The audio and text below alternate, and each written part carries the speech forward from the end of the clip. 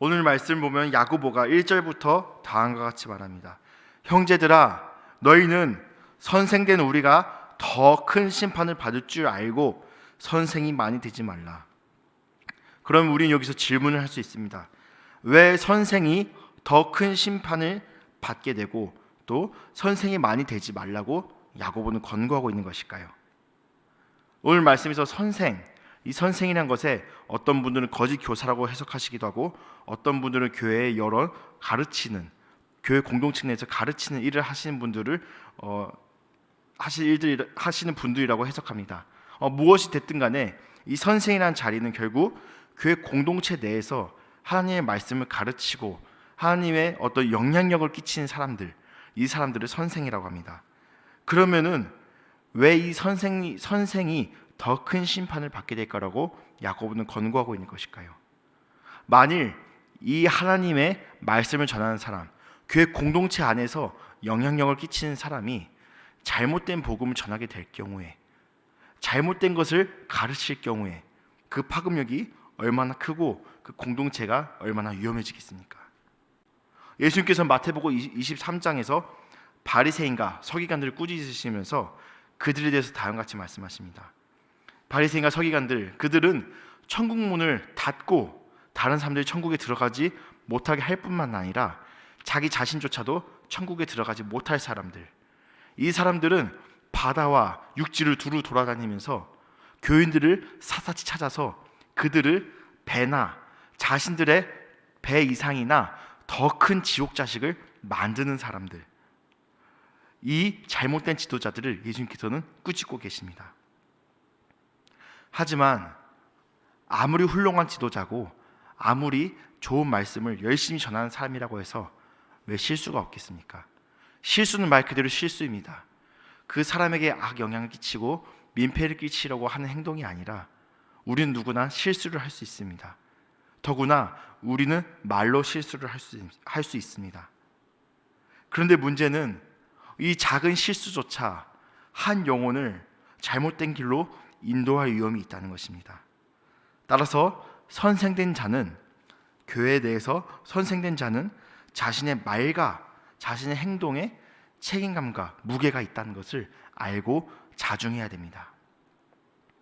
그러면 이 선생이라는 사람들은 오늘날 우리에게 어떤 사람들일까요? 단순히 말씀 전하는 목사님을 위시한 교육자들을 일컫는 것일까요? 아닙니다. 우리 교회 내에 있는 순원들은 누구를 통해서 하나님 말씀을 배웁니까? 귀한 순장님들을 통해서 하나님 말씀을 배우지요. 그럼 또 그 순원들의 가정에 있는 배우자들과 자녀들과 주변 사람들은 또 누구를 통해서 하나님을 배웁니까? 그 순원을 통해서 하나님을 배우겠지요. 심지어 하나님을 모르는 우리의 이웃들, 우리의 직장 동료들, 우리의 사회에서 만나는 많은 사람들은 누구를 보고 하나님을 배웁니까? 하나님을 봅니까? 우리의 한 사람 한 사람을 보고 하나님을 보겠지요. 따라서 이 선생이라는 사람은요, 선생이라는 직분은요, 교회 공동체 안에 속해서 하나님의 영향력을 끼치는 우리 모두를 의미하고 있습니다.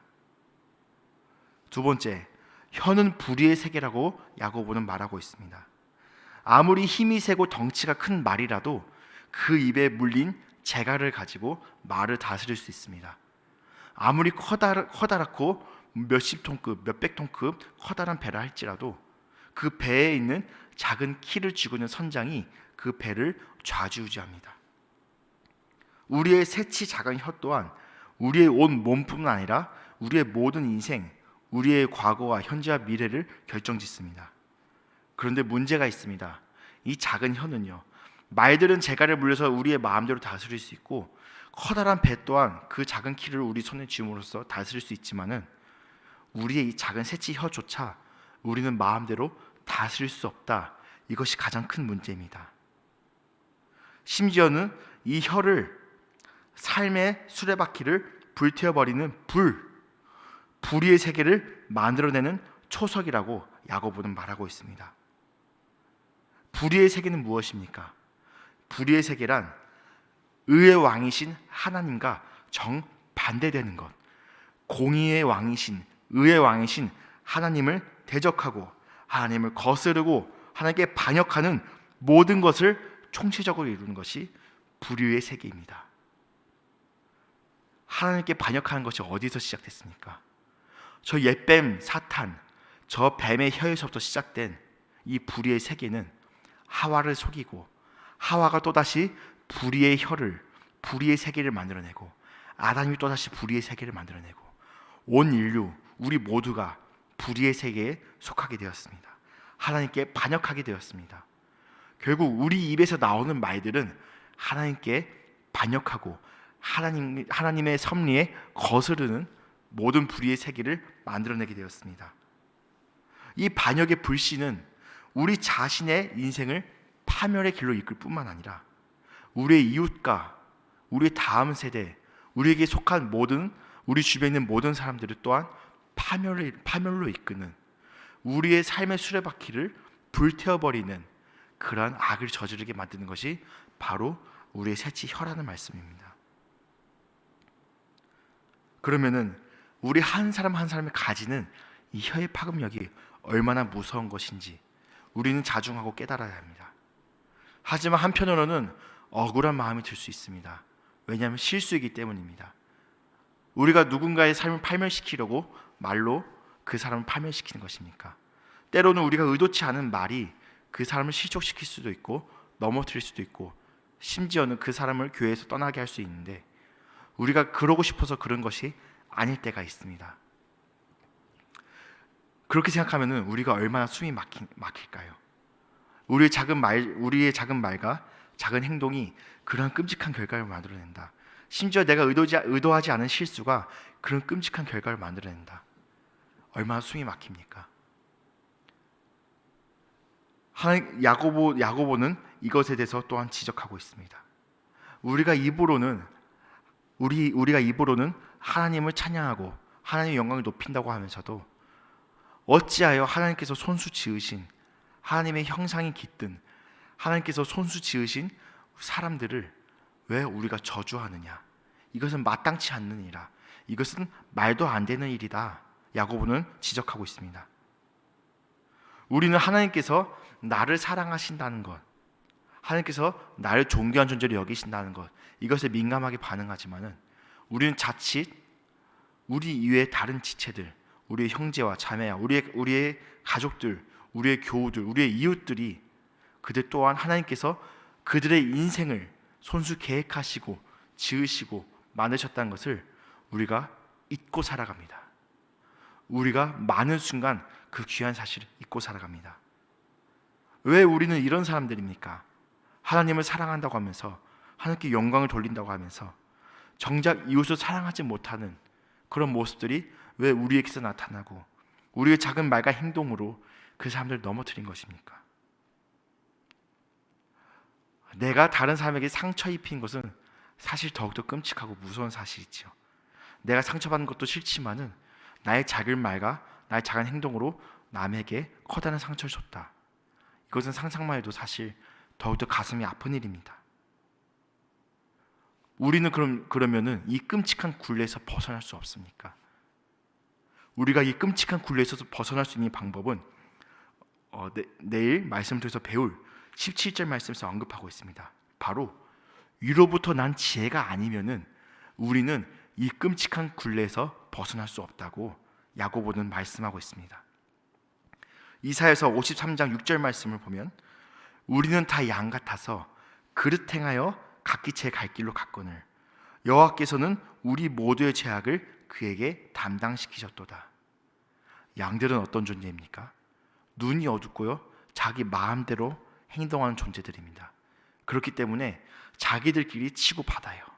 자기들끼리 서로 몸통을 들이받고 상처를 받기도 하고 자기들끼리 아웅다웅하면서 상처를 주기도 하고 받기도 합니다.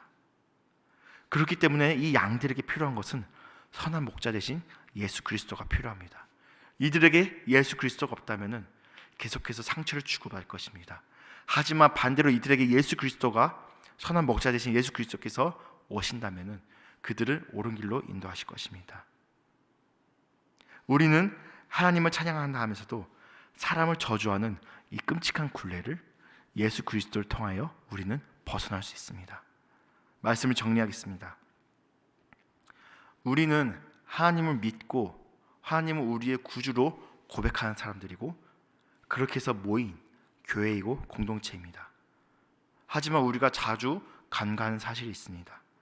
우리가 의인이기 때문에, 우리가 선한 것이 있기 때문에 교회가 된 것이 아닙니다. 하나님께서 우리를 불러주시고 우리를 교회 삼아주셨고, 우리가 비록 여전히 끔찍한 모습 가운데 있지만 의인이라 불러주셨고 우리의 삶을 변화시켜 주셨기 때문에 우리가 교회가 된 것입니다. 우리의 선한 목자 대신 예수 그리스도가 없이는, 예수 그리스도의 십자가 은혜 없이는 교회를 얘기할 수 없는 것입니다. 우리의 자녀와 우리의 배우자와 우리들의 지체들은요, 우리들의 말과 우리들의 행동을 통해서 하나님을 바라보고 교회를 바라봅니다. 우리 한 사람 한 사람은요, 그리스도의 편지이자 그리스도의 말씀을 전하는 교사이고 선생이라는 사실을 우리가 잊어서는 안 됩니다. 그렇기 때문에 우리 각자 한 사람 한 사람에게 주어진 귀한 직분과 성도라는 귀한 권세를 우리가 이 책임감과 이 무게감을 잊어서는 안 됩니다.